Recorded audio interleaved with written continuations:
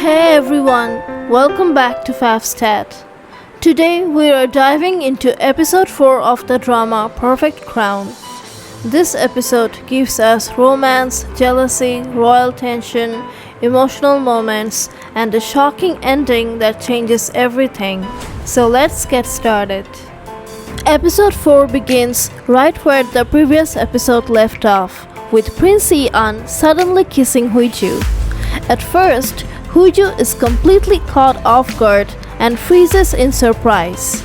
But within seconds, she realizes something is going on after Yi-an quietly whispers to her that paparazzi are watching them nearby.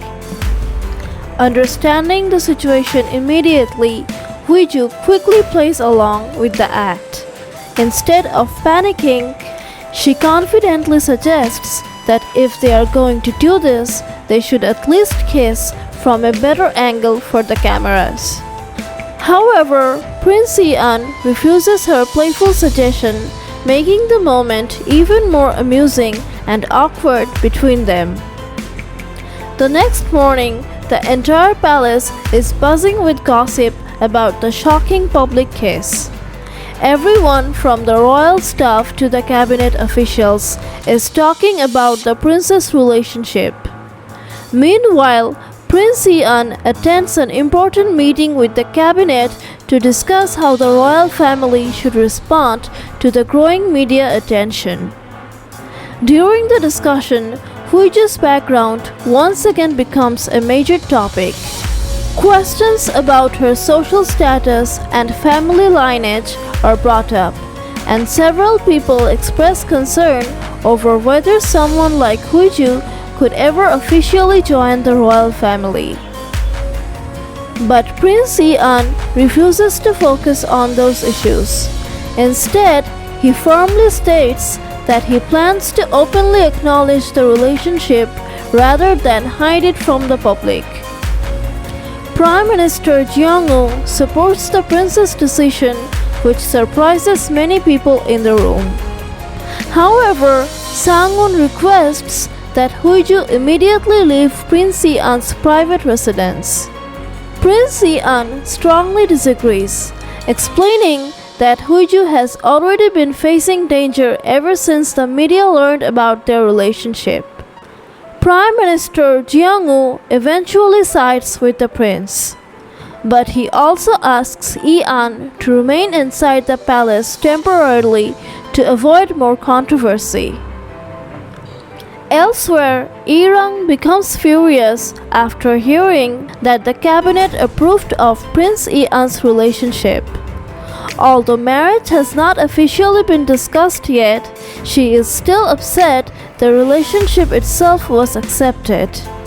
Sang-won advises her to stay patient and criticizes her for publicly opposing the prince too aggressively. According to him, her actions have only helped sway public opinion in Huiju's favor. Still, he quietly assures Yi-rang that he already has a plan to remove Huiju from the picture. Meanwhile, Huiju watches the news together with Prince Yi-an's staff members. During a television broadcast, a royal expert explains why the palace may never allow Huiju to officially become part of the royal family. Once again, discussions about her background and commoner status dominate the conversation. Curious about the commentator, Huiju asks who he is. The staff explain that he used to work as the royal spokesperson before exposing the truth behind the late king's mysterious passing, which created a huge controversy in the past. Later on, Huiju jokingly suggests that maybe they should use a bold, shameless, and overly romantic strategy to gain public approval for their marriage. As she keeps leaning closer to him while talking, Prince Yi-an struggles to stay calm and composed around her flirtatious behavior. She then asks if he has time to accompany her somewhere special. Before they leave, Young Moon helps Huiju prepare and dresses her in an elegant and sophisticated outfit. But when Prince Ian sees her appearance, he surprisingly disapproves. Huiju eventually changes back into her usual casual and stylish look instead. During the car ride, Ian cannot hide how impressed he is by Huju's confidence and fearless personality. Their destination turns out to be a baseball game. Huiju excitedly buys matching jerseys for the two of them, hoping they can enjoy the game like a normal couple. However, Choi Hyun explains that Prince Ian cannot publicly support any sports team or political group because of royal protocol. Huiju becomes disappointed and hands the jersey to Choi Hyun instead. But out of jealousy, Prince Ian suddenly grabs the jersey back for himself. Things become even more interesting when Prime Minister Jung-ho appears at the stadium as the official ceremonial pitcher.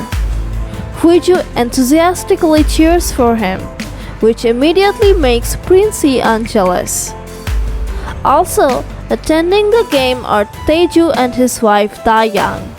They are completely shocked to suddenly meet Prince Ian in person. Huiju secretly mouths a warning to them, signaling them to stay quiet and behave carefully. After throwing the opening pitch, Jeong-woo unexpectedly decides to stay and spend time with Huiju and Prince Ian. Jeong-woo even buys snack for everyone, but Huiju learns another surprising royal restriction. Prince Ian is not allowed to eat ordinary street food for security and health reasons. Instead, all his meals must come from approved restaurants or palace kitchens. Soon, the crowd notices the royal couple and begins loudly cheering for them to kiss again. Prince Ian quietly whispers something into Huiju's ear, instantly making her flustered. Instead of kissing him, she hurriedly types a message on her phone and shows it to Kiss Cam, politely explaining that Prince Ian must maintain royal decorum. Back at the palace, Court Lady Lim accidentally drops the young king's snack. Rather than getting upset, the young king kindly tries to eat the fallen corn dog anyway, showing his innocent and caring personality. Court Lady Lim quickly stops him, worried for his safety. After the baseball game ends, Huiju happily enjoys all the public attention, while Prince Ian stays more reserved and distant. Jeong-woo then invites Huiju out for lunch, and naturally, Prince Ian insists on joining them. The trio ends up going for sushi because Huiju once mentioned that she wanted to eat it. Unfortunately, Prince Ian reveals that he is not allowed to eat raw food either. Huiju becomes increasingly shocked as she realizes just how many restrictions control every part of his life. Her question deeply affects Prince Ian and brings back painful memories from his childhood. He remembers being harshly punished by the king after innocently trying on Huiju's red royal robe while playing as a child. The king repeatedly reminded him of his place and all the things he was never allowed to do. Back in the present, Prince Ian quietly tells Huiju to enjoy the sushi while she can, because if they ever get married, she would lose many freedom as well. After returning to the palace, Court Lady Jin Suk confronts Prince Ian and questions why Huiju is being allowed to ignore royal protocols.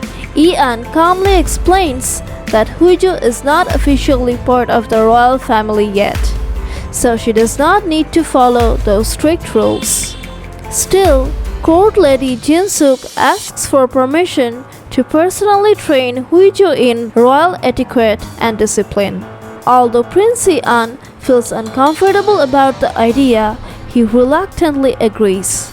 The next morning, Huiju is surprised by all the extra attention from the palace staff. On her way out, she meets court lady Jin Suk, who has arrived to begin her lessons immediately. Huiju briefly greets her before heading to work. Prince Yi-an later calls Huiju and explains that Jin Suk probably felt frustrated after witnessing Huiju's carefree behavior. Huiju eventually agrees to cooperate with the lessons. At work, Hee-jang teases Huiju non-stop about her public kiss with Prince Yi-an. During their conversation, Huiju accidentally blurts out that the prince is actually a surprisingly good kisser despite seeming inexperienced in relationships. Meanwhile, Huiju mentions that her expensive red sports car is currently in the repair shop after someone recently crashed into it. At the same time, Taeju and Dayang begin discussing how Huiju marrying into the royal family could actually benefit them. Since royals are not allowed to participate in business activities, Taeju believes he could eventually gain more control over the company himself. That evening, Huiju returns home only to find court lady Jin Suk waiting for another intense training session. At first, Jin Suk behaves extremely strictly and seriously, but surprisingly, the lesson eventually turns into Huiju teaching Jin Suk Pilates stretches and even giving her a relaxing massage. Prince Yi-an arrives home at exactly the wrong moment and is completely stunned to see the usually strict Jin Suk totally relaxed under Huiju's care. The second Huiju spots him, she immediately rushes over and hugs him tightly while quietly begging him to rescue her from the exhausting lessons. Prince Yi-an quickly takes Jin Suk back to the palace with him, while the palace staff once again stare in shock at the couple's growing affection for each other. Back at the palace, Yi-rang continues training young King Yi-un. The next day, Prince Yi-an and Prime Minister Jeong-woo spend time playing chess together. Jeong-woo wins the match and informs the prince about an upcoming overseas trip. Prince Yi-an directly asks why Jeong-woo is not opposing his marriage. Jeong-woo replies that unlike others, he cannot always act according to personal feelings, because he must prioritize the country above everything else. He also reveals that he already handled the Zhonghwajan issue, ensuring that Yi-rang can no longer use it against the prince. Meanwhile, Huiju continues her royal training with Jin Suk. During one lesson, Jin Suk explains the many painful hardships Prince Yi-an has experienced throughout his life. Huiju becomes emotional after hearing everything and uses it as an excuse to take a break while secretly researching what happened to Yi-an's family. She tries calling him, but he cannot answer because he is in an important meeting with Yi-rang. During the meeting, Yi-rang asks Prince Yi to attend a correspondent dinner with Jae-kyung, the daughter of a powerful media family. She claims she is too unwell to attend herself, but fails to clearly explain her condition. Suspicious of her motives, Prince Yi-an orders the royal physician to monitor Yi-rang closely 3 times a day. He also limits her interactions with several key people, including Sang-un, King Yi-un, and Jae-kyung. Surprisingly, Yi-rang calmly accepts all his conditions.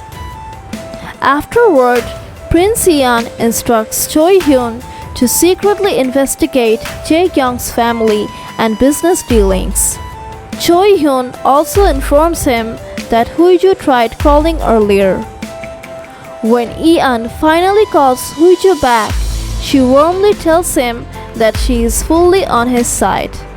However, she quickly clarifies that she is only doing it for their survival and not because she has feelings for him. Even so, her words deeply touch him. Meanwhile, Prime Minister Jiang picks up King Eun from school. The young king asks for a special favor and convinces everyone to visit Prince Eun's residence, where they find Huiju struggling through another difficult etiquette lesson. Huiju immediately brightens the mood by encouraging everyone to play games together with the young king.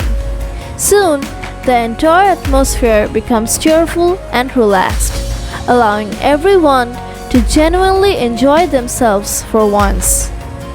Elsewhere, Dayang stars proudly bragging about Huiju's royal connection to her friends. However, she becomes annoyed when someone reminds her how her own marriage to Taeju nearly caused her family to cut ties with her. Back at Prince Eun's residence, the young king asks Huiju to grant his wish after winning one of the games. He excitedly requests a ride in her unique sports car. Although Jiang and Court Lady Lim hesitate at first, they eventually agree after the king throws a dramatic tantrum. After reviewing countless safety precautions, Huiju finally takes the young king for a drive, while Jiang and several royal security vehicles follow behind them. But suddenly, something terrifying happens. The car's brakes stop responding and the vehicle begins accelerating uncontrollably. Huiju desperately struggles to maintain control while trying to protect the young king. Thinking quickly, she drives toward the bridge railing and scrapes against it in an attempt to slow the car down and reduce the damage. Then, at the last possible second, Prince Eun's car suddenly appears in front of them and absorbs the impact, ultimately protecting both Huiju and the king. The episode ends on a dramatic note as Prince Eun steps out of the damaged vehicle with blood running down from an injury on his forehead. Through her blurry vision, Huiju sees him slowly turning toward her, leaving viewers with a breathtaking cliffhanger. In the epilogue, we finally learn what Prince Eun whispered to Huiju during the baseball game's kiss cam moment. He had actually challenged her to go ahead and kiss him if she truly wanted to follow her bold and shameless strategy. Huiju became instantly embarrassed and refused, causing Eun to laugh at her adorable reaction. Later that night, Prince Eun quietly falls asleep wearing the baseball jersey Huiju bought for him earlier, showing just how much he secretly treasures the little things she does for him. And that's how episode 4 ends. If you enjoyed this explanation, don't forget to like, share, and subscribe to FavsChat for more K-drama recaps and explanations. Also, leave a comment below and let me know your thoughts about this episode. I will be back soon with another exciting explanation. Thanks for watching.